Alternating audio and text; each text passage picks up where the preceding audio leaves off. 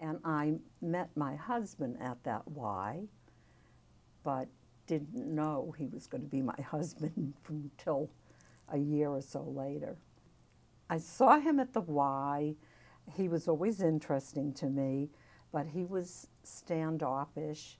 And it's funny that my girlfriends and I used to call him a gangster because he just had an attitude about him, I guess. And then my parents moved, and we moved next door to who was going to be my sister-in-law, and I had no clue. And I became very friendly with her, and she had a very, very thick accent. And she kept saying to me, "Oh, I have a brother. Wait till you see my brother." And I figured, I don't know.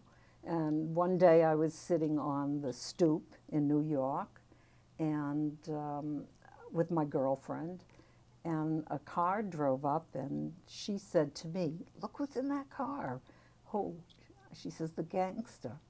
So he stopped the car and he said, "Did anybody move into that house?" And I said, "Yeah, we did." And he said, "Anybody else?" I said, "Yes, my neighbor."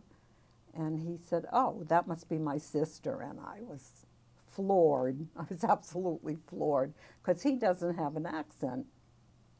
And one thing led to another. And he was my Bashir. So we're married 54 years.